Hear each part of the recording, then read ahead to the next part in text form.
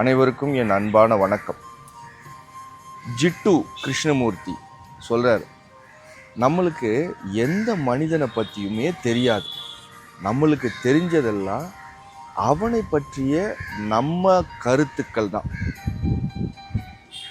யோசிச்சு பாருங்களேன், யாரை பற்றியுமே நம்மளுக்கு உண்மையாக அவன் யார், அவன் எப்படின்லாம் நம்மளுக்கு தெரியாது. நம்மளுக்கு தெரிஞ்சதெல்லாம் யாரோ அவனை பற்றி சொன்ன கருத்துக்கள், இல்லை நம்மளுக்கு அவன் மேலே இருக்கக்கூடிய கருத்துக்கள், ஒப்பீனியன்ஸ். இதெல்லாமே ஒப்பீனியன்ஸ் தான். அது அந்த மனிதனை உண்மையிலுமே டிஃபைன் பண்ணாது. இப்போது ஒரு மஞ்சள் கலர் கட்டடம் ஒரு இடத்துல இருக்குதுன்னு வச்சுக்கோங்க. அந்த கட்டடத்தை நாம் என்ன சொல்கிறோம்? அதை மஞ்சள் கலர் கட்டடம்னு சொல்கிறோம். அது உண்மையிலே மஞ்சள் கலர் கட்டடமா? யோசிச்சு பாருங்கள். அந்த கட்டடத்துக்கு யாரோ மஞ்சள் கலரில் பெயிண்ட் அடிச்சிருக்கான். நாமளே மஞ்சள் கலரை அந்த கட்டடத்துக்கு பெயிண்ட் அடிச்சுட்டு நாமளே என்ன சொல்கிறோம்? அதை மஞ்சள் கலர் கட்டடம் அப்படின்னு அடையாளப்படுத்துகிறோம். இதே வேற ஒரு மனுஷன் அந்த கட்டடத்துக்கு பெயிண்ட் அடிச்சிருந்தான்னா அதை சேப்பு கலரில் பெயிண்ட் அடிச்சிருப்பான். அப்போ அதை நம்ம எல்லோரும் சேர்ந்து சேப்பு கலர் கட்டடம்னு சொல்லுவோம். ஆக மொத்தம் அந்த கட்டடத்தோட கலரை தான் நம்ம டிஃபைன் பண்ணுறோமே ஒழிய அந்த கட்டடத்தை நம்ம டிஃபைன் பண்ணவே இல்லை. உண்மையிலே அந்த கட்டடம் மஞ்சள் கலர் கட்டடமா இல்லை சிவப்பு கலர் கட்டடமா? இல்லவே இல்லைல்ல.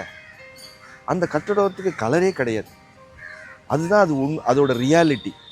ஆனால் நாம் அதுக்கு ஒரு சாயம் பூசுகிறோம். இப்படி தான் அடுத்த மனிதனை பற்றி நாம் என்னென்னமோ சொல்கிறோம் இல்லையா? அதெல்லாம் உண்மை கிடையாது. அதெல்லாம் நம்மளால் பூசப்பட்ட சாயங்கள். அது நம்ம சொல்லக்கூடிய கருத்துக்கள். அவனை ஒரிஜினலாக அது டிஃபைன் பண்ணாது.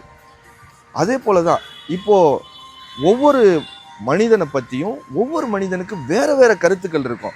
ஒருத்தனுக்கு போய் கேட்டால் அவன் நல்லவன் சொல்லுவான், இன்னொருத்தனை கேட்டால் அவன் கெட்டவன் சொல்லுவான்.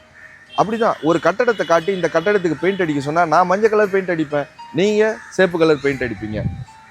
ஆக அந்த கட்டடத்தோட கலரு யாரை டிஃபைன் பண்ணியிருக்கு, யார் அந்த கலரை பூசுகிறாங்களோ அவங்கள பொறுத்து இருக்குது. கருத்துக்கள் யார் சொல்கிறாங்களோ அவங்கள பொறுத்து தான் இருக்க ஒழிய அந்த மனிதன் அப்படிப்பட்டவனான்னா அப்படி கிடையாது.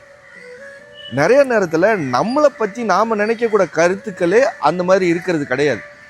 அதுவே யாரோ ஒருத்தர் நம்ம மேலே கொண்டு இருக்கக்கூடிய கருத்துக்களாக இருக்கலாம். அது நம்ம மேலேயே திணிக்கப்பட்டிருக்கலாம். இல்லை நாமளே நம்ம மேலே ஒரு இப்படி தான் நாம் அப்படின்னு நாம் நினச்சிக்கிட்டு இருக்கலாம். ஆனால் உண்மையாக நம்ம அப்படி கிடையாது.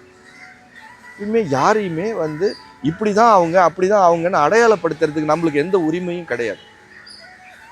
ஒரிஜினலாக அவங்க வேற ஒருத்தவங்க. ஆனால் அவங்கள பற்றி நாம் நினைக்கிறதெல்லாம் நாம் அவங்க மேலே பூசி இருக்கிற சாயம் தானே ஒழிய they are not originally like that. சிந்தித்து செயல்படுங்கள். அனைவருக்கும் வணக்கம். வாழ்க வளமுடன்.